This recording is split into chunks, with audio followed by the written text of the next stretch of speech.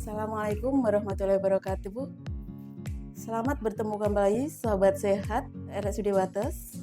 Perkenalkan, saya Dr. Dwi Yuli Hastuti, spesialis kedokteran fisik dan rehabilitasi, yang lebih sering disebut dengan dokter rehabilitasi medik. Nah, saya pada kesempatan ini dari instalasi rehabilitasi medik RSUD Wates akan menampilkan atau menyampaikan kaitannya dengan frozen shoulder. Seperti yang Sobat Sehat ketahui bahwa di Rumah Sakit Wates yang sering datang berkunjung ke instalasi rehab medik selain kasus osteoartritis, nyeri boyok, dan lain-lain pasca stroke, diantaranya adalah frozen shoulder. Nah, mari kita berkenalan dengan apa itu frozen shoulder. Frozen shoulder merupakan suatu gejala yang terjadi pada sendi bahu di mana terjadi nyeri, kekakuan atau keterbatasan dari lingkup gerak sendi bahu. Seperti kita ketahui juga, bahu kita itu adalah sendi yang paling mobile. Karena apa? Sebagai contoh misalnya ini sendinya, ini hanya ditempel begini dan dia itu ada penggantung-penggantung yang menempelkannya. Sehingga bisa dikatakan bahwa sendi yang paling mobile atau kurang stabil, namun itu sendi yang paling banyak, paling penting pada hidup kita untuk aktivitas kehidupan sehari-hari. Menjalankan aktivitasnya kita selalu menggunakan bahu. Frozen shoulder ada dua klasifikasi, diantaranya klasifikasi primer, di mana terjadinya secara spontan dan pada usia kurang lebihnya adalah 40-60 tahun. Sedangkan untuk yang sekunder, ini terjadi bisa intrinsik. Intrinsik itu maksudnya apa? Dari dalam tubuh kita sendiri, misalnya pasien dengan ada penyakit gula, penyakit dengan hipertiroid, penyakit yang lainnya, itu juga dia memicu untuk terjadinya gangguan sendi. Juga ada masalah juga dengan kaitannya dengan faktor intrinsik, ekstrinsik maksud saya. Di antaranya adalah misalnya dia itu ada trauma, ada geser, dislokasi, ada patah dan sebagainya, itu juga bisa sebagai pemicu untuk terjadinya frozen shoulder. Secara anatomi, di tubuh kita itu untuk sendi bahu itu ada beberapa persendian di dalamnya. Di antaranya adalah antara bahu dengan sendi klavikula kita. Klavikula itu tulang selangka ya kalau orang awamnya. Itu juga ada sendinya, terus sendinya dengan kosta atau tulang iga, sendinya dengan tulang belikat, itu juga ada sendi terkait dengan bahu yang di situ yang seperti saya tadi sampaikan bahwa sendi yang paling mobile dan sendi yang paling lemah karena digantung dengan ligamen-ligamen sebagai penguatnya. Lingkup gerak sendi dari bahu kita itu ada 6 gerakan. Di antaranya adalah posisi fleksi atau kita angkat sampai atas.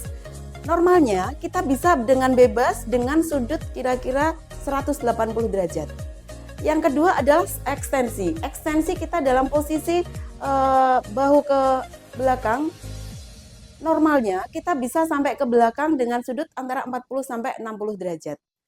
Terus selanjutnya adalah posisi abduksi. Abduksi itu kita sampai ke atas, normalnya kita sampai 180 derajat juga. Terus posisi aduksi diantaranya seperti ini adalah sudutnya kurang lebih adalah 30-35 derajat. Terus untuk kaitannya yang sering terganggu pada frozen shoulder diantaranya selain posisi tadi ada posisi rotasi. Posisi rotasi ada internal rotasi dan eksternal rotasi. Pada saat posisi internal rotasi bisa kita posisikan dengan pasien posisi normal begini, kita posisikan begini, harusnya kita bisa 90 derajat. Posisi begini, kita normal gini bisa 90 derajat. Sehingga harusnya rotasi internal dan rotasi eksternal kita ada di 90 derajat.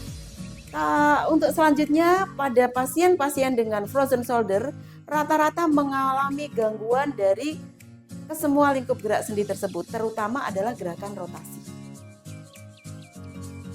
Kita menginjak ke etiologi atau penyebab dari frozen shoulder. Sampai saat ini, frozen shoulder belum bisa diketahui penyebab secara pastinya karena apa. Dengan kita bertanya ke pasien, pasien itu juga kadang sulit untuk menjawab, nggak tahu karena apa. Namun, beberapa peneliti bisa menyampaikan bahwa terjadi proses imunologi di dalamnya. Kondisi yang sering berhubungan dengan frozen shoulder diantaranya adalah kaitannya dengan otot yang paling sering, juga bisa karena neurologis, bisa juga karena nyeri alih atau penjalaran dari organ yang lain. Untuk otot biasanya bisa karena rotator cuff ataupun ada robekan di tendon dan sebagainya, bisa karena benturan atau bisa karena ketindih orang bangun tidur dan sebagainya. Namun kesemuanya itu kadang-kadang sulit untuk dibagi ini pemicunya itu karena apa. Faktor predisposisi dari frozen shoulder yaitu pertama adalah karena imobilisasi. Imobilisasi itu apa? Imobilisasi itu karena ketakutan gerak. Pada pasien yang mengalami nyeri, biasanya dia membatasi geraknya. Sehingga setelah membatasi geraknya dalam jangka waktu tertentu, sehingga dia menjadi kaku. Nah, dengan kaku itu, makanya pasien menjadi kekakuan dari otot gelang bahunya. Bisa juga faktor predisposisi yang lain adalah karena trauma. Bisa juga karena overuse penggunaan dari bahu, bisa karena operasi sendi dan sebagainya. Nah, predisposisi yang lain seperti yang tadi sempat saya sampaikan faktor intrinsik diantaranya adalah penyakit diabetes mellitus, hipertiroidisme, penyakit kardiovaskuler itu juga salah satu pemicu untuk adanya terjadinya frozen shoulder. Yang selanjutnya adalah patofisiologinya, di mana imobilisasi dari lengan atau ketakutan untuk gerak dari bahunya atau lengannya itu menyebabkan stasis atau kaku dari vena. Dan hal tersebut akan menimbulkan adanya timbunan protein dan menimbulkan edema dan menimbulkan eksudasi pada sendi bahu tersebut yang selanjutnya akan terjadi fibrosis di situ. Nah, fibrosis itu akan memicu di akhirnya terjadinya kapsulitis adhesiva atau yang sering kita sebut sebagai frozen shoulder. Gambaran klinis dari frozen shoulder diantaranya adalah yang pertama biasanya nyeri. Yang keduanya yang paling sering adalah sudah diikuti dengan keterbatasan dari lingkup gerak sendinya. Nah, nyeri terutama seringnya ada di daerah deltoid. Deltoid itu ini, lengan atas. Nah, tapi pasien kalau ditanya pastinya di mana, dia nggak bisa nyebutkan karena dia itu letaknya itu hampir keseluruhan sehingga pasien tidak bisa menyebutkan atau menunjukkan letak pastinya itu ada di mana karena itu kaitannya dengan tendon begitu ya. Nah, untuk kaitannya frozen shoulder ini dapat menjalar biasanya bisa ke skapula, otot-otot skapula ini atau ke arah lengan belakang ini dan kadang-kadang juga bisa sampai lengan bawah. Biasanya bertambah pada malam hari sehingga pasien akan mengalami kesulitan tidur karena nyeri bahu dan tidur biasanya pun pasien akan tidur pada bahu sisinya, salah satu sisinya yang tidak sakit. Nah, namun tidak menutup kemungkinan bahwa nyeri itu dirasakan di sepanjang hari, terutama pada pergerakan mendekati akhir lingkup gerak sendi. Misalnya ini mau ke atas, ternyata nyerinya pas segini masih bisa, tapi begitu dipaksakan ke atas, dia nyeri sekali. Nah, itu adalah salah satu gambaran klinis. Secara teori, penyembuhan memang terjadi kurang lebihnya adalah sekitar 6-12 bulan. Kok lama sekali? Nah, memang itu secara teori bisa terjadi penyembuhan seperti itu. Di mana diakhiri nanti awalnya nyerinya berkurang, selanjutnya lingkup gerak sendinya ada perbaikan. Pada akhir bulan yang ke-12 itu hanya sedikit lingkup gerak sendi bahunya yang terbatas karena dia sudah mulai ada perbaikan. Makanya secara teori bisa terjadi perbaikan itu sampai 18 bulan. Selanjutnya kita menginjak ke diagnosis dari frozen shoulder sendiri, bahwa diagnosis tentunya kalau Bapak Ibu Sobat Sehat datang ke rumah sakit pasti akan dianamnesa. Anamnesa itu kurang lebih akan mengumpulkan 80% dari diagnosis, di mana kita akan menanyakan kaitannya dengan nyeri, di mana, dan sebagainya. Untuk diagnosis yang pertama adalah anamnesa, yang kedua adalah pemeriksaan fisik, di mana pemeriksaan fisik pastinya Bapak Ibu akan dilakukan pemeriksaan diantaranya adalah apply scratch test. Diantaranya apply scratch test itu tangan disuruh naik, coba Bapak Ibu naik memegang bahu sebelahnya atau tulang belikat sebelahnya. Yang selanjutnya coba kalau dari arah bawah seperti apa, apakah bisa apa tidak. Nah, ini sering terjadi. Sobat Sehat akan menyampaikan bahwa saya sekarang untuk ibu-ibu sulit untuk mengancingkan bahu, sulit untuk melakukan tindakan ini itu. Di antaranya kita tes dengan itu, pemeriksaan fisiknya sudah mengarah ke arah frozen shoulder. Pada saat ibu ke rumah sakit, untuk menyingkirkan diagnosis yang lain, rata-rata bisa kita lakukan dengan ronsen. Meskipun pada saat ronsen, kalau kita temukan memang kekakuan otot gelang bahu, itu pada ronsen memang normal.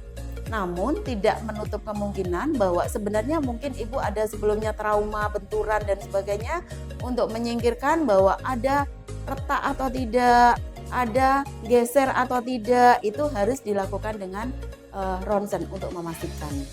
Untuk selanjutnya, kalau memang ternyata masih belum ketemu juga, bisa dilakukan dengan USG, ultrasonografi untuk muskuloskeletal, sehingga akan ketahuan otot mana yang dia bermasalah. Ataukah ada robekan, ataukah hanya regangan aja, atau ada yang lainnya. Untuk selanjutnya bisa juga dilakukan dengan artroskopi. Artroskopi dilakukan secara di rumah sakit, mungkin di rumah sakit yang lebih lanjut kalau memang tidak ada perbaikan setelah kita lakukan penata laksanaan yang seharusnya dilakukan. Penata laksanaan pada frozen shoulder di bagian kami di rehabilitasi medik RSUD Wates itu yang pertama tentunya kami akan mengedukasikan ke pasien apa yang bisa dilakukan, karena mengingat sudah berapa lama terjadi dan sebagainya, kita akan mengedukasikan apa yang harus dilakukan. Nanti di belakang nanti akan kami sampaikan terkait latihan harus bagaimana. Terus selanjutnya adalah medikamentosa. Medikamentosa itu untuk kasus dengan frozen shoulder, karena keluhan yang utama itu ada di nyeri, otomatis kita akan memberikan obat pengurang sakit. Bisa ditambah dengan kortikosteroid jika memang ada kecurigaan ada peradangan atau pembengkakan. Bisa ditambah dengan pelemas otot kalau memang itu karena kecurigaannya ke arah sendi ototnya, sehingga memang kita perlu diberikan itu. Di bagian kami instalasi rehabilitasi medik RSUD Wates sudah mempunyai alat yang cukup memadai. Di antaranya kita mempunyai laser yang dia bisa untuk mengurangi nyeri. Yang kedua, pada kasus frozen shoulder itu kita bisa juga kita gunakan dengan terapi dingin. Nah, yang selanjutnya ada lagi terapi menggunakan gelombang elektromagnetik dengan deep diathermy, yaitu kita menggunakan microwave diathermy. Untuk pengurang nyeri, untuk mengblok nyerinya, kita menggunakan electrical stimulasi atau interferensial yang bisa kita tempatkan di titik-titik dari pasien yang mengalami nyeri.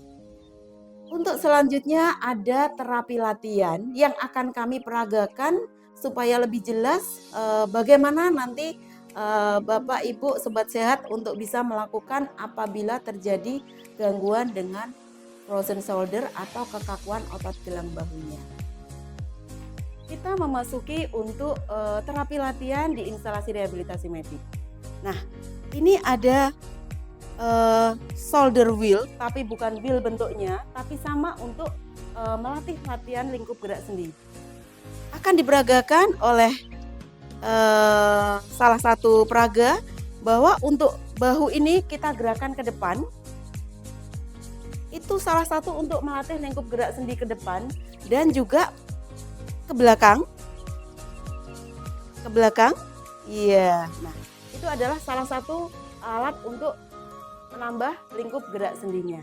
Selanjutnya kita akan menggunakan alat namanya finger ladder.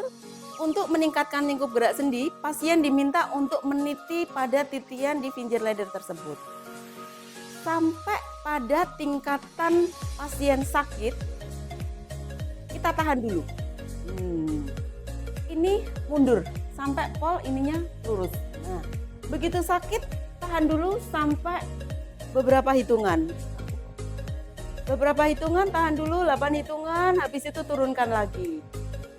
Diulangi lagi sampai semampunya seberapa dia tinggi, nanti dihitung lagi, baru turunkan lagi. Ini adalah untuk ke arah depan atau ke arah fleksi. Yang kedua adalah arah untuk abduksi ataupun dari samping, sehingga pasien diminta untuk menghadap ke sisi. Nah, dari sisi ini, pasien diminta untuk tetap saja meniti sampai sebatas kemampuannya merasakan nyeri. Begitu pasien sudah merasakan nyeri, dengan siku tetap lurus, sampai nyeri, tahan dulu, hitung sampai 8 sampai 10 hitungan, baru turunkan lagi. Di sini rata-rata pasien begitu sudah nyeri langsung turun. Nah, kita nggak akan mencapai target stretchingnya kalau dia langsung turun. Jadi stretch itu artinya menarik, sehingga begitu nyeri tahan dulu. Setelah nyeri, ditahan baru turunkan lagi. Selanjutnya kita menggunakan alat yang namanya pendulum exercise. Di antaranya di rumah bisa Ibu menggunakan meja atau tempat tidur. Kita gerakkan tangan ke depan dan ke belakang dengan beban di tangan. Beban ini bisa diberikan menggunakan juga botol aqua diisi air ataupun botol aqua diisi pasir. Kita gerakkan semampunya sampai maksimal ke depan seberapa mampunya, ke belakang seberapa mampunya. Begitu sakit, begitu tetap kita kayak bandul jam. Pendulumnya kayak bandul jam, gerak terus supaya dia lebih ada tarikan dari beban di bawah dan juga gerakan karena dipaksa untuk menggerakkan bahunya. Selanjutnya, gerakan latihannya adalah gerakan menggunakan tongkat. Tongkat ini bisa Bapak Ibu dapatkan di rumah banyak, gagang sapu bisa, tongkat apapun juga bisa, akan memperagakan kaitannya dengan gerakan ke atas. Gerakan ke atas semampunya. Begitu nyeri tahan dulu. Seperti biasa hitungi 8 sampai 10 hitungan, turunkan lagi. Diulangi. Berapa kali pengulangan? Minimal 5 kali, kalau bisa 10 sampai 25 kali pengulangan lebih baik. Tetap ya, begitu nyeri tahan dulu. Coba diulang. Tahan dulu, hitung 8 sampai 10 hitungan, turunkan. Itu gerakan yang ke depan. Sekarang gerakan yang ke belakang, gerakan ekstensi. Ini kita semampunya. Naikkan. Tahan, begitu sakit, 2, 4 sampai 8 10 hitungan, turunkan. Ulang lagi, turunkan. Itu diulang juga minimal 5 kali pengulangan. Diulang kalau bisa lebih dari 10 atau 25 kali lebih baik.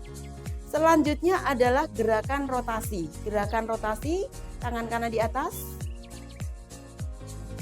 Tahan ke atas, tarik ke atas. Turunkan. Tahan ke atas. Begitu sakit, tahan dulu. Hitung 8 sampai 10 hitungan, diulang minimal 5 kali pengulangan. Sekarang gerakan rotasi yang internal. Ya. Gerakan naikkan. Tahan dulu, begitu dia sakit, tahan dulu. Ya, hitungi 8 sampai 10 hitungan, kembali lagi, diulang minimal 5 kali pengulangan. Untuk selanjutnya, di bagian kami ada okupasi terapi yang juga bisa penanganan kaitannya dengan frozen shoulder. Di antaranya, kenapa kok di okupasi bisa melakukan? Karena dia menggunakan aktivitas sehingga harapannya dalam melatih sobat sehat yang mengalami gangguan frozen shoulder, dia akan mengalami karena ada aktivitasnya sehingga tidak begitu kerasa bahwa itu adalah latihan. Kita peragakan sekarang. Nyerinya bahu ada di kanan sehingga kita akan gerakan yang ke atas. Silahkan diambil, nanti ditaruh di sisi sana. Bisa segini, taruh ke sana. Saya naikkan lagi untuk yang lebih tinggi lagi. Pelan-pelan aja, sakit. Sambil gerakkan pelan-pelan. Gerakan selanjutnya adalah gerakan rotasi, di mana pasien akan saya minta untuk meletakkan ke belakang. Silahkan diambil dari sini. Diambil. Nanti letakkan ke saya, mengambil di belakang. Yuk. Sudah sakit? Begitu sakit akan saya terima. Tahan dulu. Kembali lagi ngambil. Ini bisa menggunakan kon, bisa juga menggunakan alat gelas plastik, apapun yang bisa dikerjakan di rumah. Tapi untuk latihan ini memang harus dibantu. Lanjut lagi. Bagus. Dilakukan terus-menerus sampai beberapa kali, sampai akhirnya agak lemes begitu ya untuk kaitannya dengan bahunya. Demikian tadi penjelasan kaitannya dengan frozen shoulder, kaitannya dengan penata laksanaan, kaitannya dengan latihan. Semoga bermanfaat dan sampai ketemu lagi pada tips sehat selanjutnya. Assalamualaikum warahmatullahi wabarakatuh.